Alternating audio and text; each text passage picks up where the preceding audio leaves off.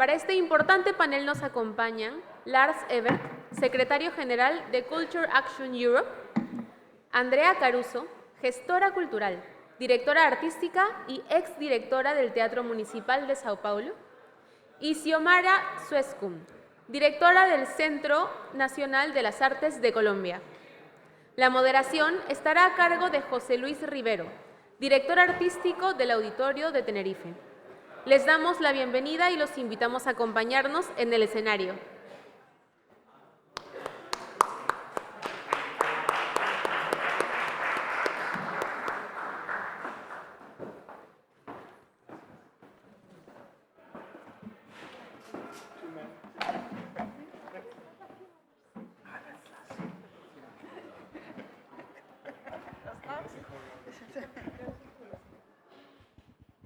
Muy buenos días. Continuamos con la segunda sesión de la mañana. Están siendo unas jornadas siempre muy nutritivas, las jornadas de Ola, y creo que nos va a dar para mucha conversación luego.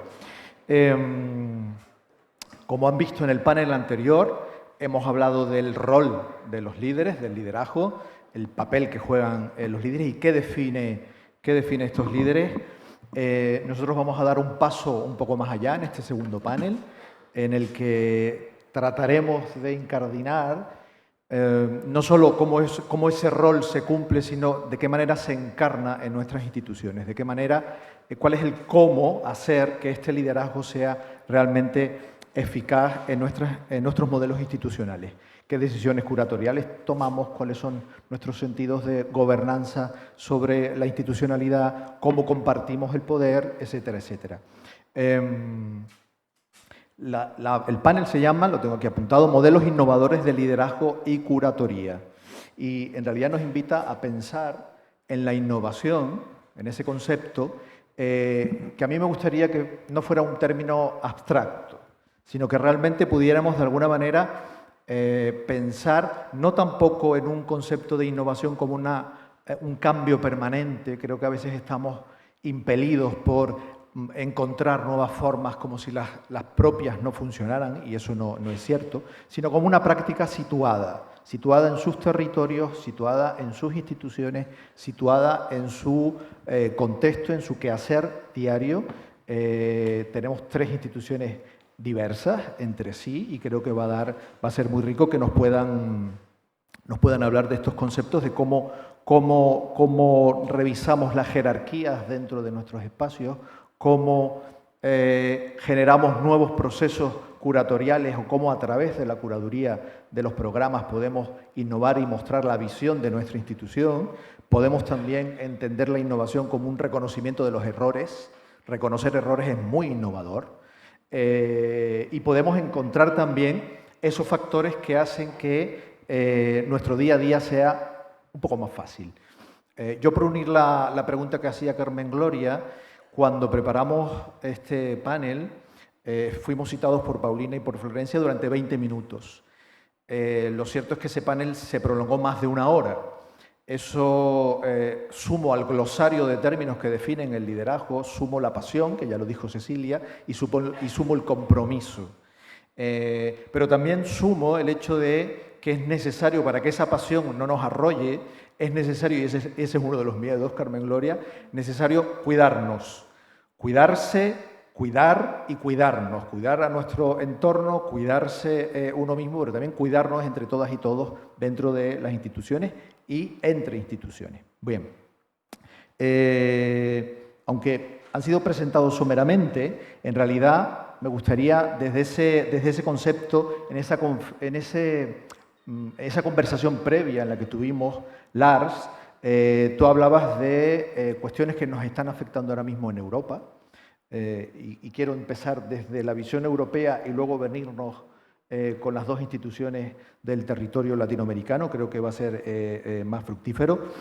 Cómo hay un declive de la confianza en esos liderazgos, sobre todo el que proviene de los liderazgos políticos, y la necesidad que tenemos de repensar, hablabas tú, las instituciones desde un liderazgo más compartido, que es algo que ustedes han puesto en marcha en Culture Action Europe y para el cual me gustaría que con cierta brevedad, 5 o 6 minutos, nos puedes explicar qué experiencias tienes desde Culture Action Europe en ese concepto de liderazgo compartido y cuán fácil o difícil ha sido, qué preguntas se han tenido que hacer previamente para llegar a esa conclusión y la necesidad de ese cambio de gobernanza. Thank you very much for that question. It's a challenging question, and I know you asked us not to be too conceptual and very concrete, but still I will try to zoom in from a concept slowly. But first of all, I also would like to thank Paulina and Ola for the invitation. It's a true honor and privilege to be here.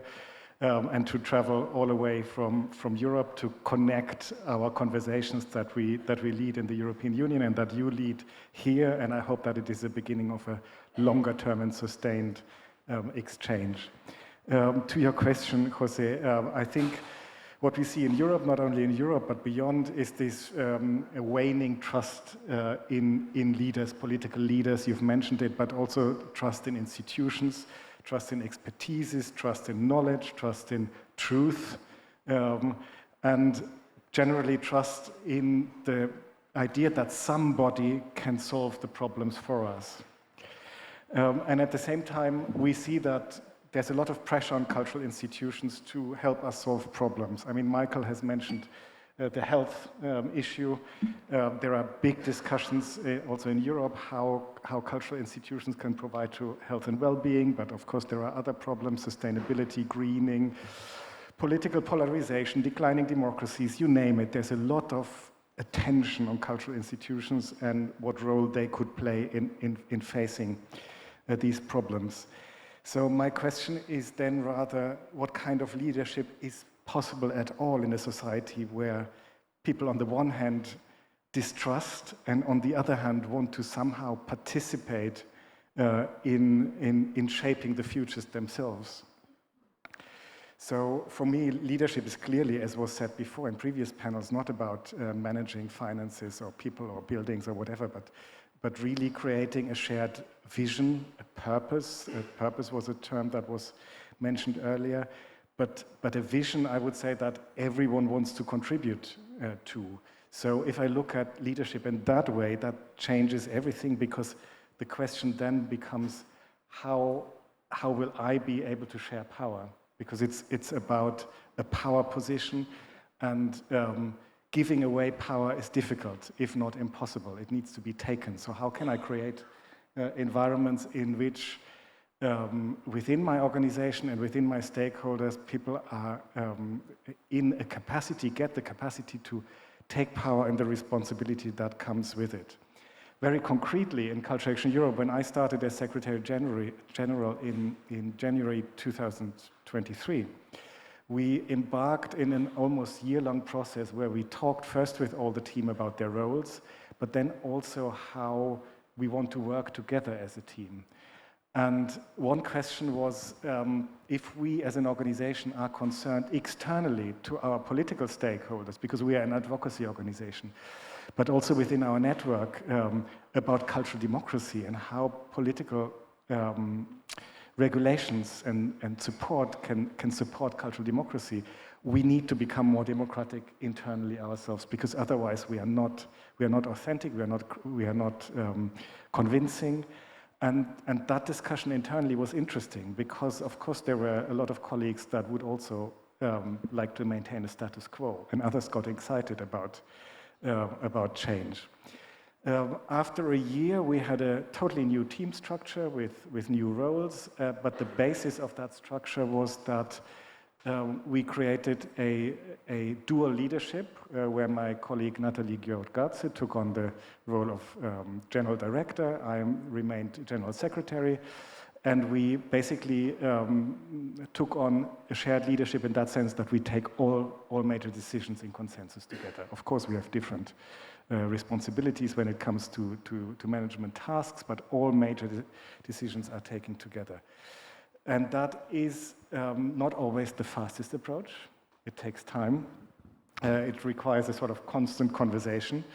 It requires trust. And there's the paradox. You know, it's waning trust outside, and yet trust is the only basis we have to create leadership in which people believe and believe in a way that they want to embark on a conversation in which they co-shape a vision for an organization, co-create what we are going to do, write the stories together that we want to tell to our politicians. In other words, that participation is what creates ownership.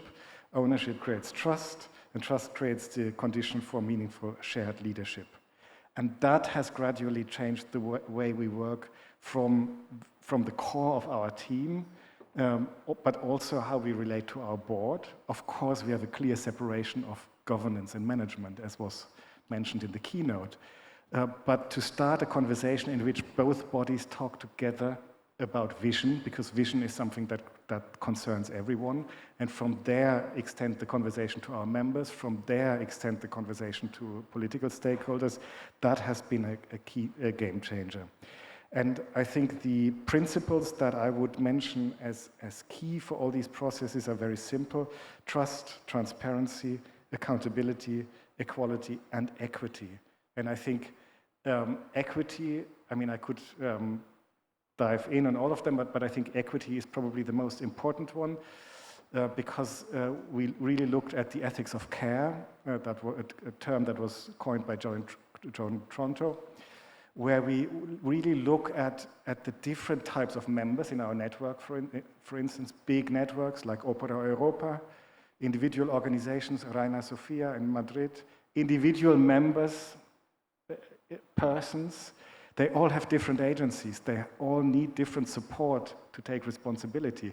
So that principle of equity, where we really need to ask, how do I relate to all these different stakeholders in order for us to not be an ecosystem of equals, but really a permaculture where these different agencies can sustain each other, that was really the game changer. And in that sense, I think we are testing. We are not there yet. We are not good. We are evaluating on a day-to-day basis. We learn, we struggle, we have a lot of failures, fears, and all these things that have been mentioning. But we look at how we work from a day-to-day basis, and we try to improve while we go.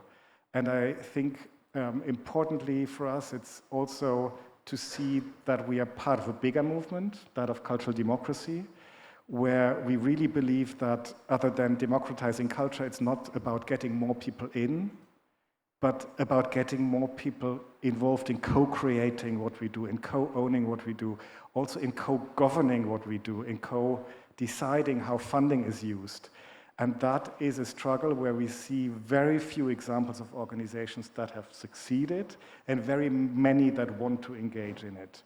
And I think that is something I would like to explore, maybe also with the panelists, because I know that both of you are on a similar journey in other types of institutions. But the question for me remains a driving force in my daily work, how we can get more people in and take responsibility together. Thank you very much. Andrea. Demos un siguiente paso porque el título habla de liderazgo, también de curatoría. Y tú eres investigadora, eres curadora, eres gestora cultural. A mí me gustaría plantearte, desde tu experiencia en estos 5 años al frente de un teatro tan importante, tan grande, tan histórico como el Teatro Municipal de Sao Paulo, realmente, ¿cómo has conseguido en un teatro de esta naturaleza, que parecería a priori más inamovible, cómo has conseguido innovar? ¿Cómo has conseguido, sin romper los vínculos con lo habitual, que al mismo tiempo ha generado un programa, ha generado un proyecto que ha conseguido conmover y que ha conseguido incluir a otros públicos que no estaban? Y has trabajado con la periferia creativa del teatro. ¿Cómo desde ese ámbito has ampliado esa periferia creativa a otros lugares no habituales para el teatro? ¿Cómo has ejercido ese liderazgo, pero también desde tu visión curatorial, cómo se mezclan ambas ideas? Ok, bom, gracias por la pregunta. Yo al inicio me voy a decir un poco de un contexto, Sí, claro. porque creo que es muy importante que colocamos en el contexto para poder entender mejor un caso, ¿no? Como ese de São Paulo. Entonces, empiezo diciendo con Guillermo, solo para ayudar un poco más la revisión de la inteligencia artificial, que el modelo de teatro municipal de São Paulo es un modelo que hay una fundación pública, que es un ente público, es solo una pierna de la Secretaría Municipal de la Cultura, pero que trabaja desde 2012 en un modelo que es un modelo muy difundido en el estado de São Paulo, que es un modelo con contrato de gestión, con una organización social, que hay algunas organizaciones sociales que tienen una labelización que pueden hacer contrato de gestión con el ente público para gestionar los grandes equipamientos públicos do estado de São Paulo. Eso con los museos, eso con las bibliotecas, con los conservatorios, los teatros, con todo, con casi todo. Entonces, el modelo de teatro municipal de São Paulo es lo único de la municipalidad que hace eso, porque es lo más grande del municipio, y funciona de ese modo. Entonces, cada 5 años, bom, isso é a ideia de que a cada 5 anos se hace uma chamada pública para que uma organização social possa fazer, e depois se pode continuar, pode ser outra chamada pública e seguir, que uma organização social hace a gestão do teatro. Então, tocou que em 2021, quando se ia ser uma chamada, uma organização social, que é a Organização Social Sustenido, que existe há quase 30 anos, que é uma das primeiras organizações sociais que ha hecho esse modelo em Brasil, e que é uma organização social que, desde seu início, tem um propósito muito claro de trabalhar com a excelência e com a diversidade. Então, é uma organização social que seu propósito lo seguiu todos os anos, é muito claro, que seria uma delas que ia postular para ser a gestão do teatro municipal. E essa organização social, quando estava preparando seu projeto, me invitou para ser a diretora do teatro. E quando chegaram para me fazer essa invitação, então, a diretora executiva da organização social e seu conselho, seus 2 conselhos, me apresentaram o que era o propósito que iam fazer para esses 5 anos do teatro e me mostraram o projeto, que lo li muito bem, e me perguntaram algumas coisas. E uma das coisas era como lo que quiere, lo que puede hacer, lo que quiere hacer con ese proyecto, si me interesaba, ese sería como que el puesto, dirección general es dirección artística, lo que vas a hacer, cómo ve todo. Entonces me quedé un poco para estudiar un poco el proyecto y también para estudiar lo que pasaba en el teatro, porque desde el inicio también de ese modelo de teatro que cambió en 2012, não tinha uma organização social que se quedava por os 5 anos. Havia tenido muitos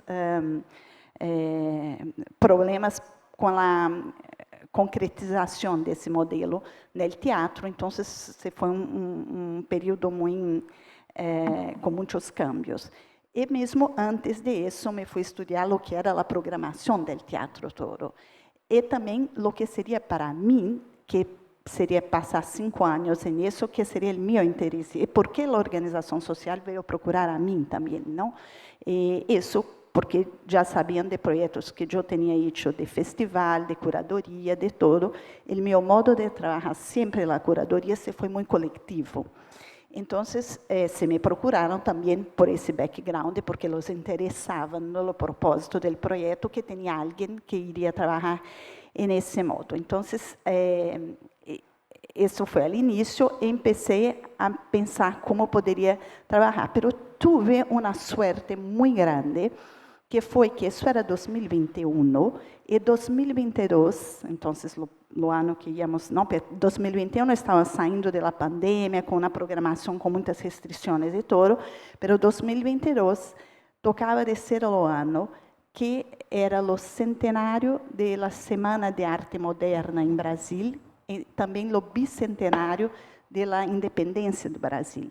E a Semana de Arte Moderna em Brasil foi um evento para a efeméride do centenário da independência do Brasil.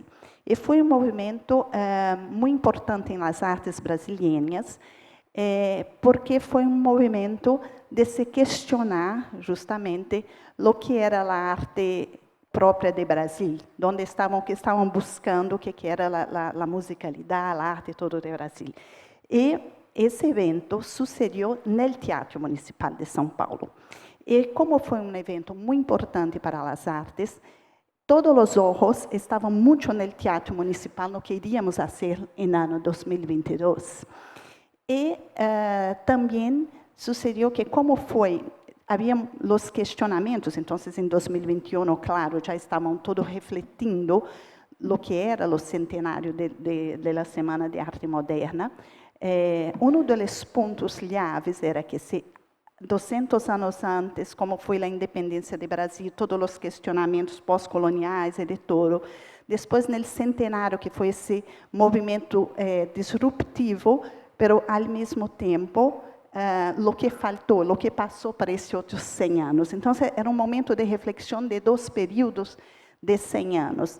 E na Semana de Arte Moderna de São Paulo, de 1922, foi, por exemplo, o ano que a primeira vez que subiu ao palco Villa-Lobos. Então, que hoje estamos aqui no painel, as baquianas de Villa-Lobos, como na importância da música brasileira. É dizer, que quando subiu ao palco em 1922, foi muito vaiado e foi um problema enorme. Era um evento que sucedia, que era muito disruptivo com tudo o que sucedia no teatro, na música, na ópera, em tudo que acontecia naquele momento. E tuve também que uma das pessoas chaves desse movimento, que foi Mário de Andrade, que era um escritor brasileiro que pesquisava o folclore e toda a musicalidade brasileira, sucedeu que 13 anos depois se tornou o primeiro secretário de Cultura da cidade de São Paulo. E ele foi uma pessoa chave para a formação de alguns dos corpos artísticos do Teatro Municipal, que são 5 corpos artísticos distintos que trabalham no teatro. Então, criou 2 deles muito importantes com a búsqueda da musicalidade, de tudo o que fazia em Brasil. Então, estou dando todo esse contexto, que é um pouco grande, mas para dizer que era muito importante pensar o que reflexionava todos os artistas e a história de Brasil nesse momento. E uma das coisas chaves era onde estavam a participação da população negra nesse momento, que tinha sido disruptivo de um tempo, que se falava do outro, mas onde estava esse outro nisso? E tem um detalhe que Mário de Andrade, que é um homem negro, mas se foi branqueando. Havia uma história da branquitude muito importante na história do Brasil, que se tornou um secretário, se tornou todo, mas era mais branco do que negro, sabe? Então, eram detalhes muito importantes que estavam na discussão nesse momento em São Paulo, e nesse momento que íamos começar a programação, e essa programação com os olhos para o Teatro Municipal, para o centenário dessa semana. E dizer também que o Teatro Municipal foi palco de movimentos muito socialmente muito importantes. Também se referia, se dizia isso do Teatro Municipal de Chile. E claro que tantos dos teatros municipais na cidade acá na América Latina, mas, por exemplo, a criação do movimento negro unificado brasileiro, que é o mais importante movimento negro do Brasil, que até hoje funciona e faz coisas muito importantes, se deu na escadaria do Teatro Municipal de São Paulo. Então, havia muitas coisas que tínhamos que ver e considerar e pensar. Então, me tocou que eu queria fazer uma programação com um comitê, que seria também um comitê para ver as tecnologias e as inteligências, que são muitas, de outros agentes de cultura e de arte que não estavam exatamente dentro do mundo de las artes líricas, que al inicio foi muito elitista e que tinha muito essa crítica em toda a história de São Paulo. Então, quais seriam as buenas perguntas? Porque se estavam juntos entre a gente que trabalha com a mesma coisa, as perguntas são mais ou menos as mesmas. Pero chamar outras intelectualidades, outras pessoas que eram agentes de trabalhos muito potentes. Por exemplo, no primeiro ano, uma pessoa que era muito importante com o trabalho de literatura em toda a periferia de São Paulo, que criou toda uma tecnologia de pensar a periferia muito interessante, uma liderança indígena, que é um grande intelectual brasileiro, que pensa todas as artes, que é membro da Academia de Letras Brasileira e todo, que tinha também muitas boas perguntas, e assim se foi formando, junto com um da música, junto com uma da ópera, junto com esse, e nos pusemos a trabalhar e a fazer perguntas, tanto do ponto de vista do que apresentávamos, como também do ponto de vista de quem venia, do público, e como hacíamos a mediação das coisas e tudo. Isso se foi aprimorando durante 5 anos, e também com a vontade de que, é verdade que, como quando temos também, ao mesmo tempo, mundo que está muito forte na visão do uno, de uma pessoa, de diretor artístico, de que diz para teatro que programa tantíssimas coisas, que o resultado era que muitas vezes se via programas e programações de los outros anos muito repetidos, com muitas coisas que eram mais ou menos a mesma, e que faltava para uma grande parte da população, e assim também porque é um teatro público, e que toma a maior parte do pressuposto público de cultura em la cidade, faltava que muita gente que queria ver e ouvir outras coisas não tinha a oportunidade, porque se quedava muito na mesma coisa. E também com os repertórios distintos, a representação das mulheres nos repertórios, os negros no core das coisas, regendo, tocando as músicas, a ampliação de repertório. Então, tudo isso se fomos construindo ao longo dos 5 anos, com distintos... algumas vezes se repetia uma pessoa, outras vezes não, mas fomos construindo com muitas conversações para ver onde necessitávamos fazer câmbio e como queríamos fazer câmbios. Então, é pouco isso. Desculpa se foi largo, mas queria pôr um pouco do contexto. Bueno, luego te corto más. Ya no tienes tanto tiempo como tus compañeros.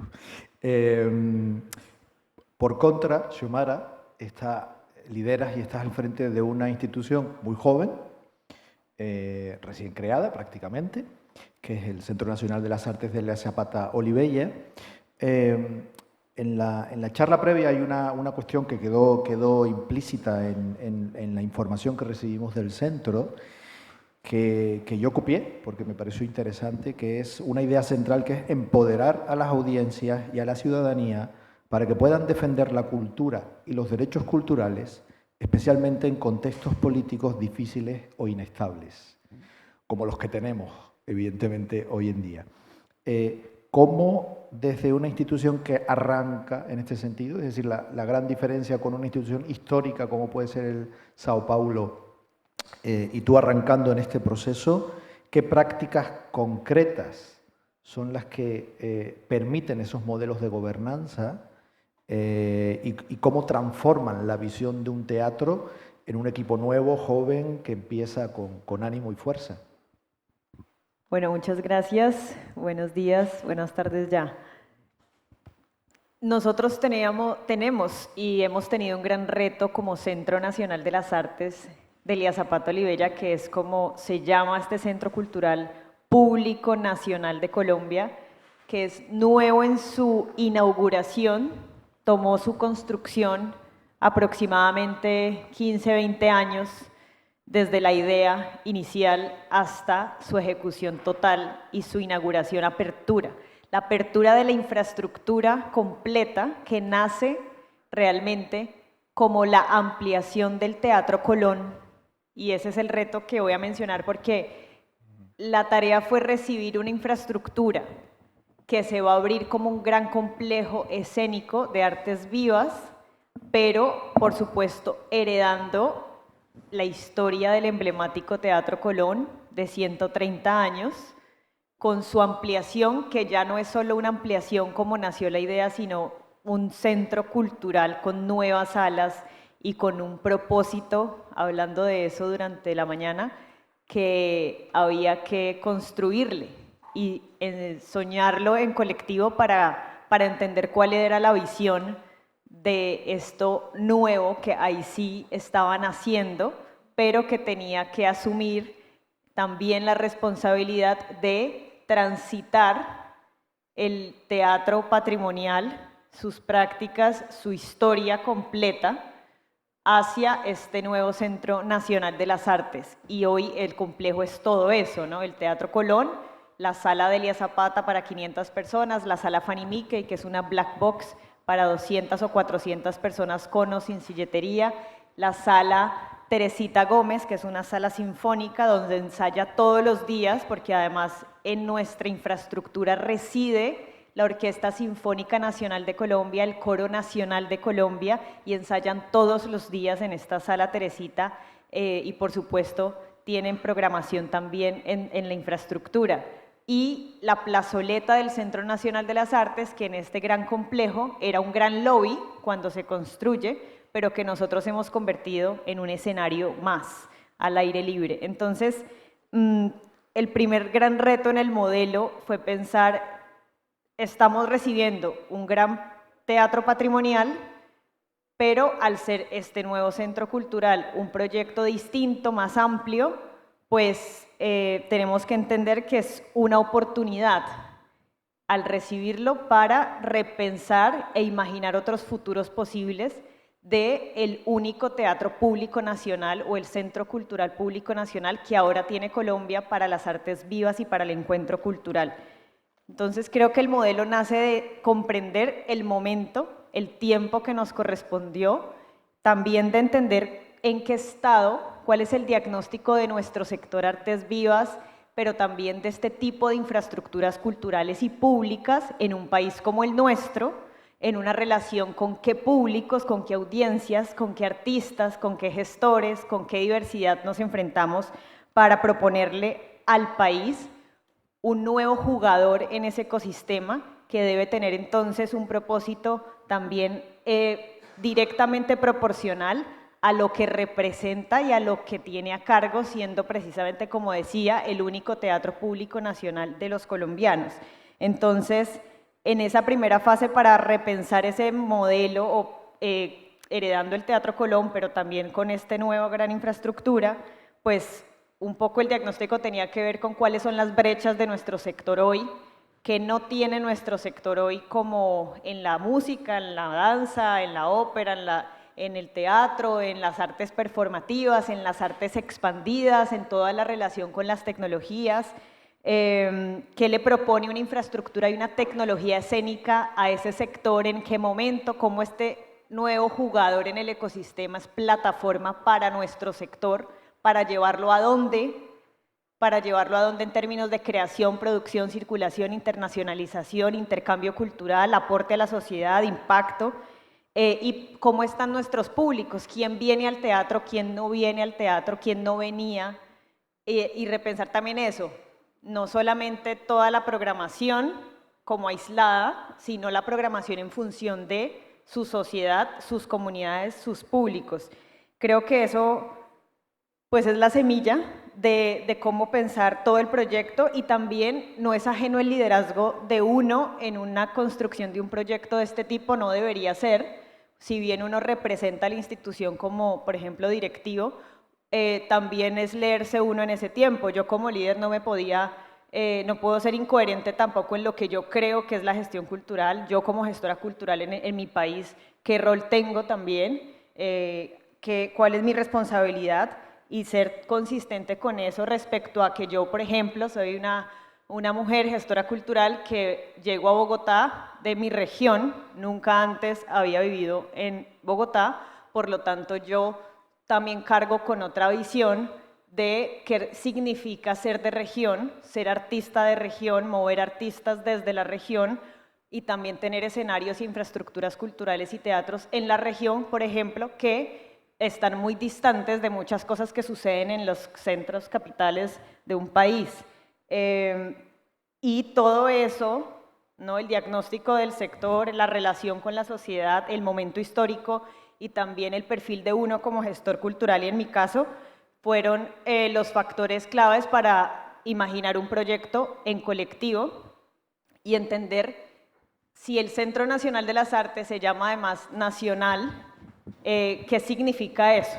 ¿Cuál es la idea de nación que tenemos y que queremos que sea un centro que nunca había existido? De esa manera, entonces, y en esa medida el modelo de programación queríamos que respondiera a ese reto de representar lo nacional, y entonces el enfoque que se empezó a sembrar ha sido de enfoque territorial, porque somos un país territorialmente muy contrastante, de varias regiones, o sea, de culturas distintas, que está asociado, por supuesto, directamente, un enfoque poblacional, porque tenemos también la presencia de comunidades que cargan legados históricos muy relevantes en la construcción de esa idea de nación y en el futuro de todos conviviendo en un mismo país, pero también las mujeres, la población, las poblaciones étnicas, pero también las poblaciones que tienen que ver con todo el espectro de género y diversidades, pero también los niños, las infancias, que son además los futuros públicos, los presentes y futuros públicos, etcétera. Entonces, el enfoque territorial, el enfoque poblacional y obviamente el enfoque artístico, la diversidad artística. El teatro no podría, con presupuesto público, que depende totalmente del Ministerio de las Culturas, y si bien nosotros tenemos un modelo de negocio de diversificación de ingresos, pues el principal recurso es público. Entonces, ¿cómo un teatro público representa realmente las diferentes artes escénicas, artes vivas, y distribuye de manera equitativa el recurso para la representación de los sectores que deben ocupar sus escenarios y sus espacios, que ese era otro equilibrio disciplinar.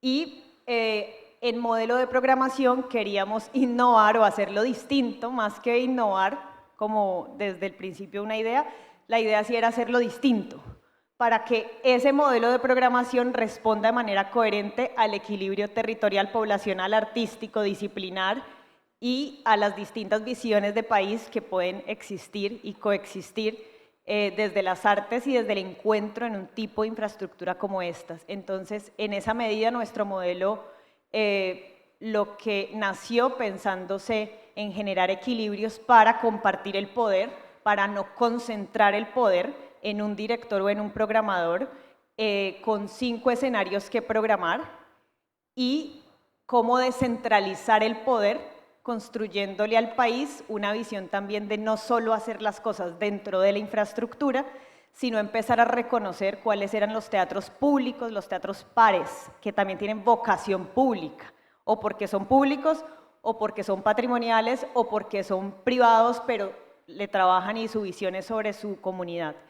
Directamente, y por eso activamos la Red Nacional de Teatros Públicos y Patrimoniales y programamos con ellos para los teatros en región y programamos para nuestras salas, por supuesto, a través de 5 mecanismos de programación, 2 de los cuales no tenemos injerencia en la decisión. La comunidad decide para su programación en los encuentros poblacionales, por ejemplo, que son 4 en el año: encuentro campesino, encuentro afro, encuentro de pueblos originarios y encuentro de jóvenes. Y en el resto de mecanismos sí hacemos llamados públicos y decidimos en un comité de programación que tiene representación disciplinar para tener experiencias que vienen desde diferentes campos de las artes vivas y garantizar ese equilibrio en la representación escénica en los escenarios. Y ahora estamos creando un nuevo mecanismo para vincular a las audiencias en la incidencia, en la visión programática, más que en los artistas que están en la parrilla, a través de un objeto que llamamos cápsula, de manera informal, cápsula intergaláctica. En realidad es un oráculo, pertenece a un proyecto que se llama Ecos del Futuro, Atlas de los Mundos Posibles, y que es un objeto, que es un dispositivo de grabación, una cápsula que realmente la persona ingresa a esa cápsula, que se va a mover por nuestros escenarios y por la red de teatros del país, para hacer preguntas y para que las personas, niños, todos contesten, y las respuestas van a nutrir a través de una digitalización de data las formas en las que estamos ensoñando nuestros teatros, nuestros escenarios, nuestra programación y nuestro país, y eso pues va a incidir en la conceptualización de la curaduría futura y de lo que también queremos que las audiencias pues tengan una voz en esta construcción. Muy interesantes los tres. Ampliemos la conversación, ya en breve doy la palabra al público, pero me gustaría que hiciéramos una reflexión compartida del ecosistema iberoamericano también, con todos los aportes que el ARS nos puede hacer desde Europa y que conociendo sus instituciones, ustedes han dado con claves para que ese liderazgo compartido o esa visión colectiva de la organización de su propia institución no se queda en declaración simbólica, que a veces ocurre, sino que realmente son modelos reales de gobernanza. ¿Qué creen, o sean concisos, por favor, concisas? ¿Qué puede ser transferible desde su punto de vista, desde su experiencia y lo que han vivido en estos momentos que ha tenido cada uno al frente de sus organizaciones?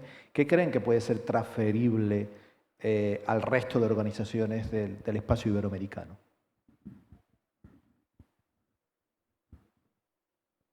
¿Quién quiere?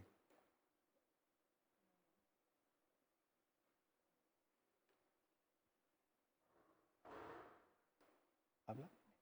¿No has hablado?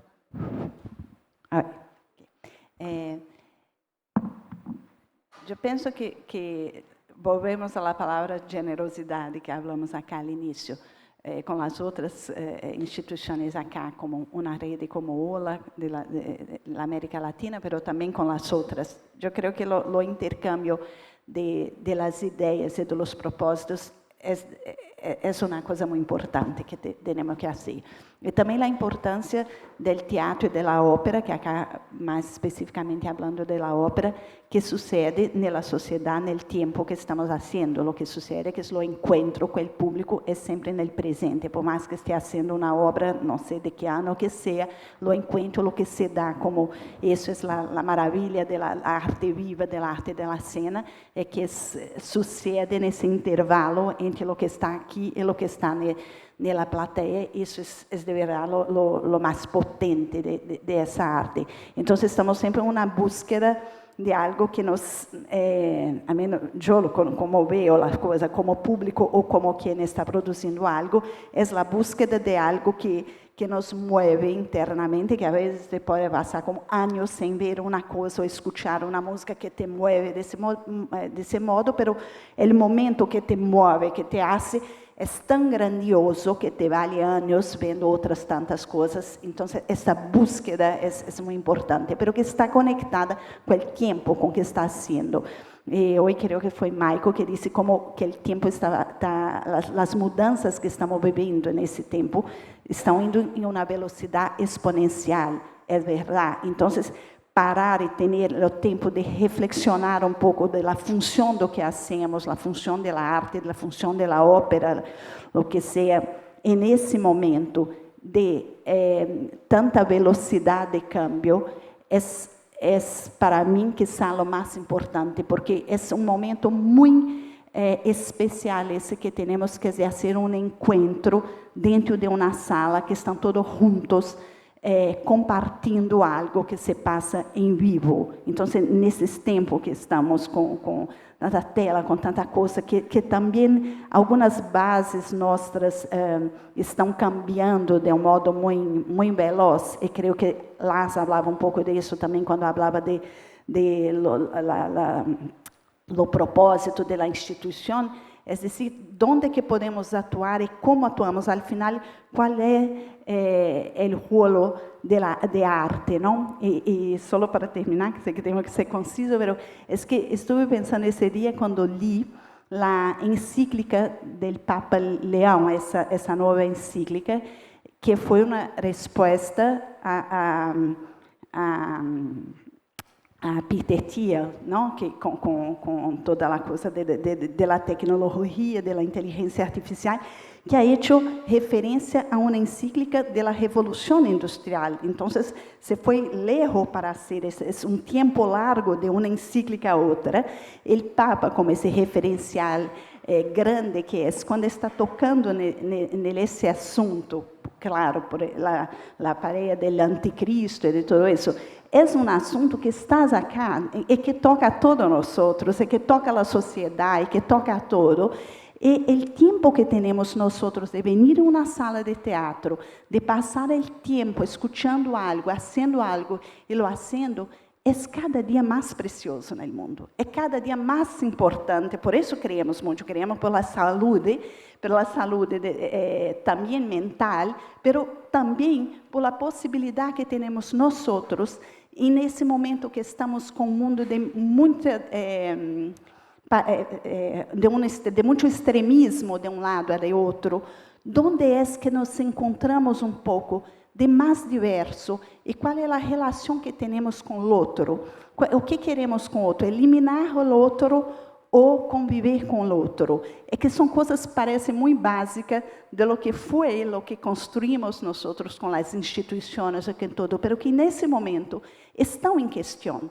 Então, usar do teatro, da ópera, da arte, para reflexionar pouco sobre isso, sobre como compartimos, como estamos juntos, como vemos o outro, é quizá uma coisa muito urgente e muito importante nesse momento que estamos vivendo, um momento social, um momento político, um momento que é o presente, que não eu, por exemplo, que não podemos querer ser como éramos, porque nunca vamos ser como éramos, o mundo está cambiando. Então, melhor é abraçar a complexidade, sem haver medo da complexidade, sem haver medo que não sabemos o que são as coisas e como estão cambiando.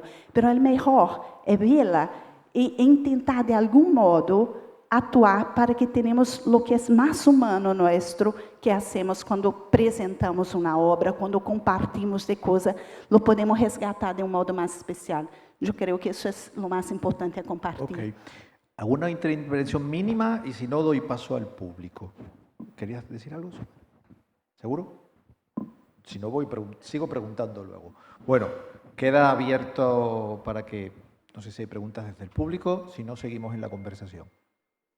¿Alguna mano? Bueno, seguimos preguntando. Sí, buenos días. Ah, perdón, es que no se ve. Acá al fondo. Sí, buenos días para todos. Desde la democracia cultural, un equipamiento público requiere tener una programación diversa, porque el derecho es a la diversidad de expresiones culturales, pero también en el caso de la ópera, diversificar su vínculo con los públicos. Y hay muchas estadísticas que muestran que el público de la ópera en específico se ha envejecido, es público mayor, es público de clases altas, ¿no? Entonces, hombres. ¿Qué estrategias recomiendan para diversificar los públicos de la ópera? Lo que le daría sostenibilidad al arte, que es un derecho, por supuesto, apreciarlo, pero también le da sentido a la finalidad pública, porque los recursos públicos no pueden ir a un segmento de la población, además, la más privilegiada. ¿Qué experiencias podrían dar sobre esa perspectiva de la diversificación de público?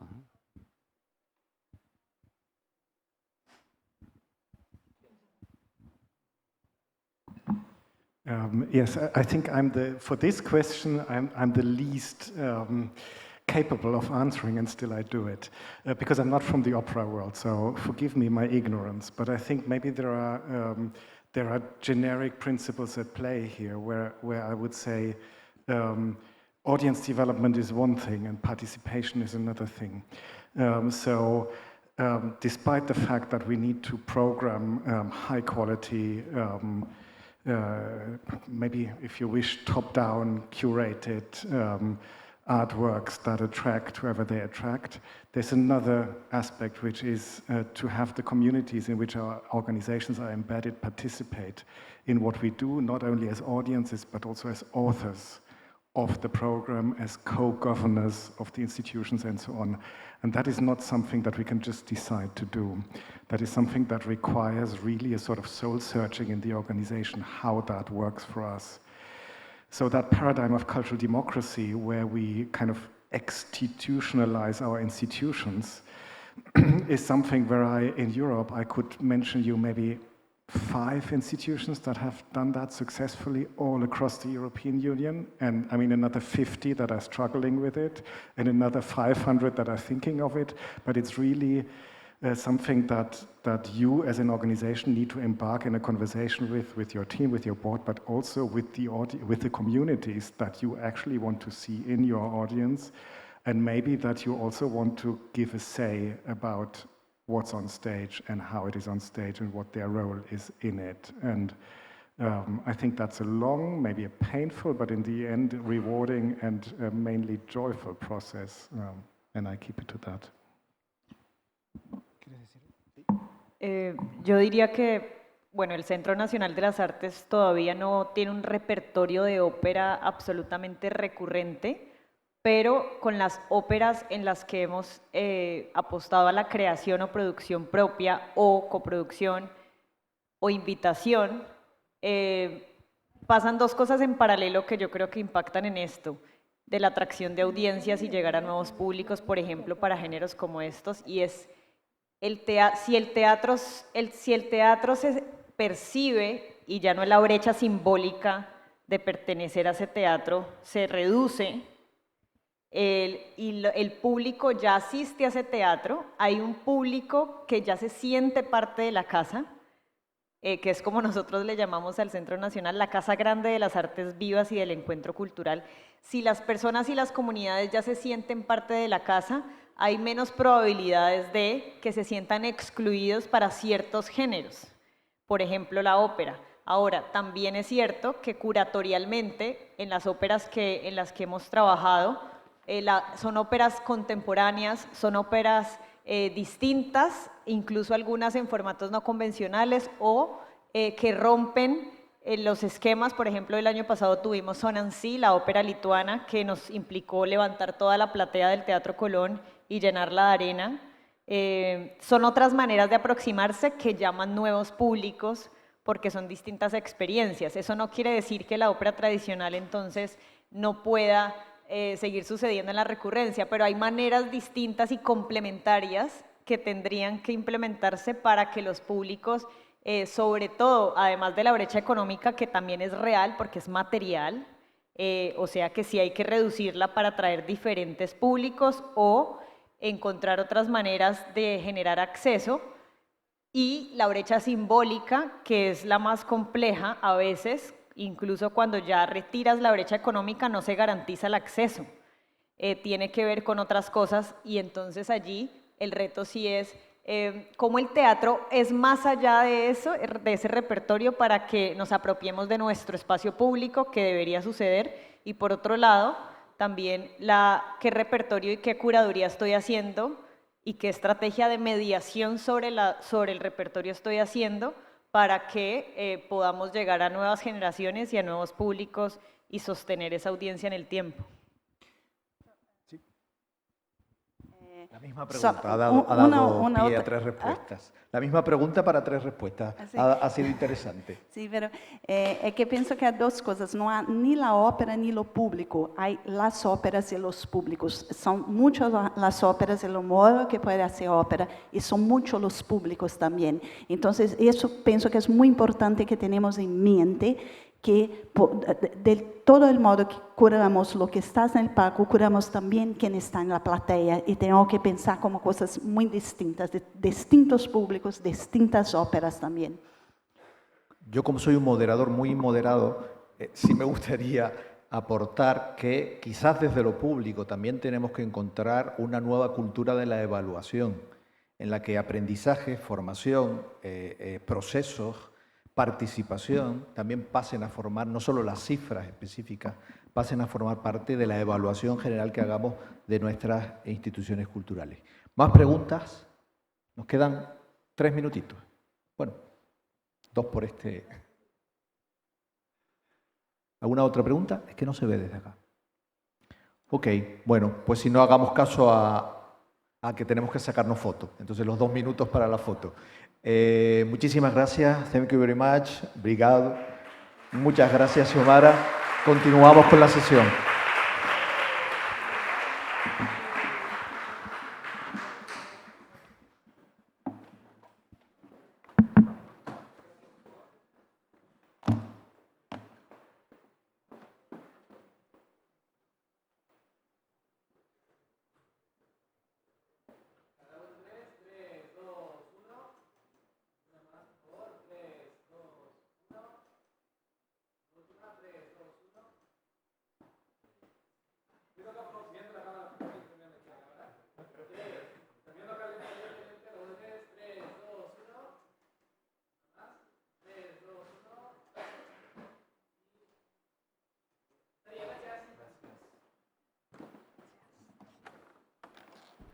Muchas gracias a nuestros panelistas y moderador por esta interesante conversación.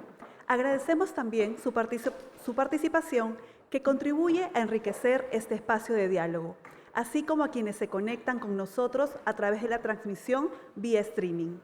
Continuamos ahora con el panel Cuidado de personas, construyendo equipos sanos.